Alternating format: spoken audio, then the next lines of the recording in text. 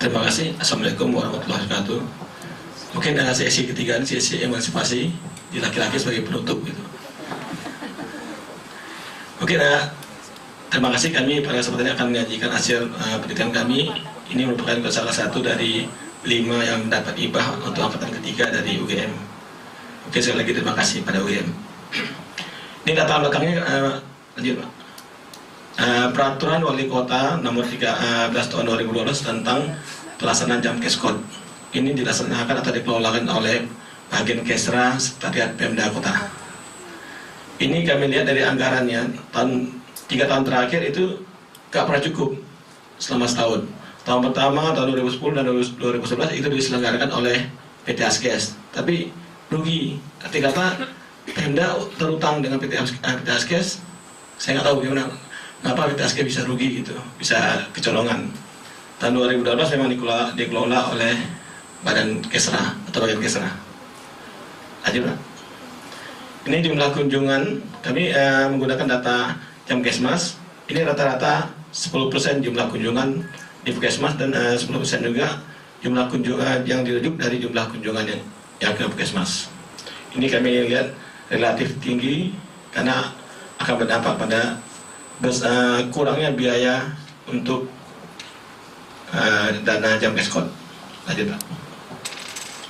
Pemerintah kota masih melakukan pelayanan gratis. Pelayanan gratis ini semua masyarakat kota, termasuk juga kadang PNS saya sendiri dapat kartu gratis. Karena saya sudah PNS, saya nggak tahu bagaimana cara menentukannya. Di rumah saya ada 3 orang dapat, padahal sebenarnya ketiga-tiga aja dapat PNS kan, anak-anak, istri dapat. Ini berdampak pada rendahnya motivasi petugas Puskesmas sehingga pelayanannya kurang baik sehingga dia merujuk. Selanjutnya juga dampak daripada pelayanan gratis itu masyarakat menganggap pelayanan gratis itu tidak bermutu sehingga dia minta dirujuk. Karena dirujuk nanti akan dibayar oleh Pemda sehingga dia rujukannya tinggi. Ini untuk metodologinya kami menggunakan unit analisisnya semua Puskesmas yang ada di Kota Bengkulu, ada 20 Puskesmas. Kami juga menanyakan kepada penyelenggara pada tahun 2010, 2011 PT Askes dan 2012 oleh badan atau bagian Kesra. Pemerintah kota di sini kami menanyakan kepada kepala Puskesmas, kepala dinas, staf bagian Kesra, kepala dan staf di bagian Kesra. Karena kami melihat Kesra ini juga membawahi kesehatan dalam penyelenggaraan pemerintahannya. Lanjut Pak.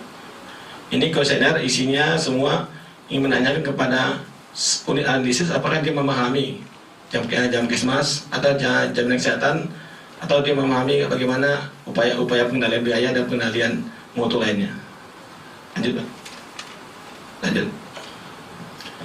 Ini hasil penelitian kami, ternyata yang menyelenggarakannya adalah bagian Kesra dan ini memang seharusnya yang menyelenggarakannya adalah bagian Kesra, Dinas Kesehatan dan Puskesmas seharusnya karena itu di bawah sistem pemerintahan kota seharusnya lebih baik karena dia bisa satu alur, tapi ternyata hasilnya tidak. Lanjut. Ini Puskesmas menerapkan pengobatan gratis sehingga terjadi peningkatan jumlah kunjungan.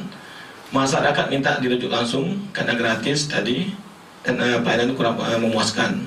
Ini juga sesuai dengan pendapat Johnson, pasien masih kurang puas terhadap pelayanan di Puskesmas. Ini dari hasil lain juga mengatakan itu petugasnya tidak mendapat insentif. Jadi memang pemerintah menerapkan pelayanan gratis, tapi insentif lain tidak diberikan sehingga dia malas. Dan ini ya mungkin hampir semua kota, hampir semua daerah mungkin seperti itu rata-rata. Untuk Pemda Kota ini ternyata dinas kesehatannya belum menerapkan atau belum melaksanakan bimbingan teknis. Jadi ya namanya Puskesmas, OPT ya dinas harus bertanggung jawab terhadap pembimbingan. Ternyata tidak dilakukan sehingga ini berdampak pada Puskesmas melaksanakan Jamkes Code ini apa adanya. Dan juga dinas tidak melihat bagaimana kualitas tenaga, sarana prasarana yang ada dia itu tidak berapa diperhatikan, sehingga jalannya apa adanya. Yang selanjutnya juga saya melihat PT Askes kan atau penyelenggara, dia kan punya tanggung jawab untuk mencari untung atau mengefisienkan pengeluaran, sehingga dia punya tanggung jawab untuk membimbing puskesmas atau membina puskesmas sehingga bagaimana dia bisa mengefisienkan pelaksanaan di puskesmas. Ternyata itu tidak dilakukan. Padahal kita tahu PT Askes ini kan di luar Jamkes Squad, dia kan melaksanakan upaya kesehatan masyarakat di seperti PT Askes kan melakukan upaya kesehatan masyarakat di puskesmas kepada usia-usia lanjut seperti jantung sehat. Ada setiap minggu tuh rata-rata ada senam sehat bersama Askes. Nah, ini kan seharusnya diterapkan. Mengapa di Jamkes Squad tidak diterapkan itu? Lanjut. Ini kebijakan itu sendiri, ini dia tidak menerapkan bagaimana sistem jaminan kesehatan sendiri. Jadi Jamkes Squad tidak menerapkan prinsip jaminan kesehatan. Dia hanya sekedar membayar di rumah sakit rujukan. Jadi sehingga memang tidak terjadi efisiensi dalam pelaksanaannya. Terima kasih. Lanjut. Kesimpulannya, ternyata 67% puskesmas yang dirujuk itu masih mampu dilayani di puskesmas. Ini pengakuan dari petugas puskesmas sendiri, dan dia kadang terpaksa merujuk karena dipaksa. Tapi dia tidak membuat diagnosa katanya. Dia takir silakan pergi. Karena dia tidak mau dibuat diagnosa karena nanti akan dimarah di rumah sakit. Masa dokter tidak bisa mengobati penyakit-penyakit seperti ini. Gitu. Yang berikutnya juga peralatan terbatas untuk di puskesmas, sehingga dia merasa peralatan di rumah sakit lebih lengkap sehingga dia minta dirujuk.